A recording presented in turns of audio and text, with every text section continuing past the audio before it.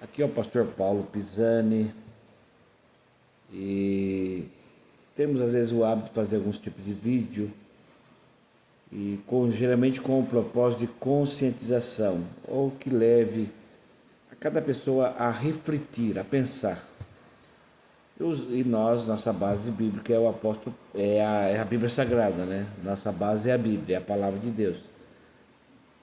E Paulo, aos Coríntios 4:4, ele fala um assunto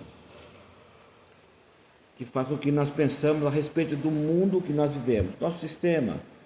No Brasil, essa politização de esquerda e direita, esse mundo conturbado, mas não é só o Brasil, é o mundo todo. Se você fosse fazer uma pesquisa, é a mesma coisa no mundo inteiro. Todos os países são as mesmas situações, são os mesmos problemas. Mas por que são? O apóstolo Paulo fala assim, segundo Coríntios 4:4, que o Deus desse século, você pode conferir na sua Bíblia, o Deus desse século, ele cegou o entendimento, para que as pessoas não cheguem ao entendimento ou ao Evangelho de Cristo Jesus. O que eu quero que os irmãos entendam é que o mundo, como disse também o apóstolo João, na sua primeira carta, 4 e 5, que João vai dizer assim, que o mundo jaz no maligno, ou o mundo está no maligno. E você também pode lembrar de que Jesus, na sua tentação por Satanás vai lhe oferecer o mundo. Se tu me adorares, te darei o mundo. Se ele está dando o mundo, de quem é o mundo? Olha só as expressões. Em João, também capítulo 1, diz assim, nós estamos no mundo, mas nós não somos do mundo. A palavra igreja, decrescia, tirado para fora, da mesma forma que os judeus foram tirados lá do Egito, também a igreja, o corpo de Cristo é tirado do mundo.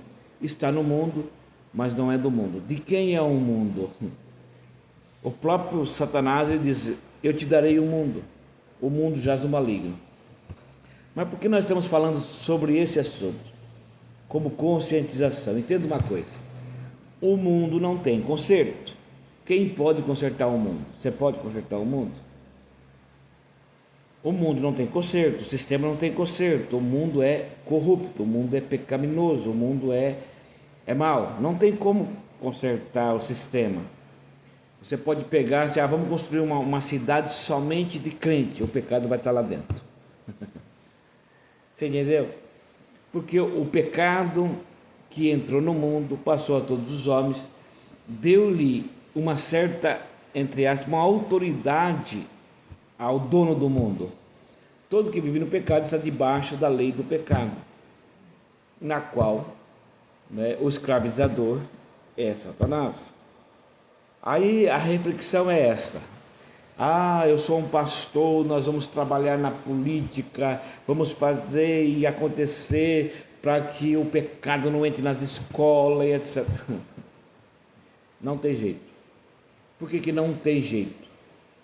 Porque o mundo é do maligno, o mundo está no maligno. O mundo não tem conserto. Não tem como consertar o mundo, não tem. Esqueça, tira da sua mente consertar o mundo, não se conserta. Vamos melhorar o sistema. Não melhora. Porque na regra bíblica, na palavra de Deus, é assim. Não existe meio salvo, meio bonzinho, um pouco melhor. Isso não resolve.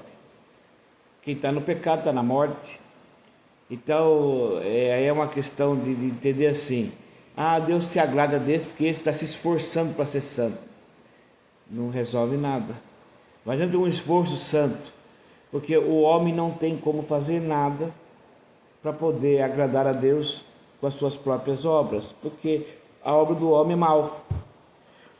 E Deus envia para que a sua justiça seja completa o seu próprio Filho. O sangue de seu próprio Filho é quem purifica, é quem justifica, é quem dá ao homem o direito. Então o que o homem fizer não tem jeito. Então eu vou construir uma cidade para ser uma cidade santa. No mundo não tem jeito, o pecado vai estar lá dentro. O pecado vai estar no... Não tem jeito, porque o pecado está no mundo. Agora, qual que é a questão? A questão é o corpo de Cristo, a igreja de Cristo, lavada em meio do sangue do Cordeiro, os que creem em Jesus e vivem uma vida de comunhão com Ele. Esta é a igreja. Fora disso, o mundo jaz no maligno. Então, biblicamente, nós entendemos assim: aqueles que confessam a Jesus, que se arrependem, que testemunham a sua fé em um batismo público, para testemunhar a sua fé, esses que creram em Cristo, foram batizados e têm a sua comunhão com Cristo, são salvos. O resto é condenado. Então, esses que estão condenados, não importa a quantidade de pecado, não importa quantos pecados peca, entende? Vou explicar para vocês. Quando diz assim que o pecado, aonde o pecado abundou, superabundou a graça, está dizendo assim que por uma quantidade enorme de pecado, por mais enorme que seja o pecado, a graça de Deus sempre será maior. E o próprio Senhor Jesus, ele deixa bem claro numa certa parábola, ele diz assim: quando uma pessoa tem uma certa dívida pequena e ele é perdoado, qual é o nível de gratidão? Para quem deve uma quantidade pequena e foi perdoado, ou quem deve uma quantidade enorme e foi perdoado? Na nossa lógica, aquele que devia muito vai ser muito mais grato do que aquele que devia pouco. Então, entre pessoas a pessoas, tem pessoas que pensam assim: eu não mato, eu não roubo, eu não furto, eu sou uma boa pessoa, está tudo de acordo. Independente. Vamos dizer assim, vamos entender dessa seguinte forma: quando o pecado entra no mundo, fez todo pecador. Todos, sem exceção. Então, um pecadinho, um pecadão, não resolve. E a Bíblia diz assim: ó, quem está sujo, se suje mais. Quem está limpo, se limpe mais. Por quê? Porque na questão de pecado, ou maior ou menor, é cuidado do mesmo jeito. Biblicamente é do mesmo jeito. Uma pessoa não se torna melhor do que a outra porque tem menos pecado do que a outra. Biblicamente é assim. Então, independentemente da quantidade de pecado, o pecador está condenado ao inferno. Então, vive no mundo de condenação. Então, vamos entender assim: você está numa escola totalmente cheia de ideologia, de homossexualismo, etc, etc.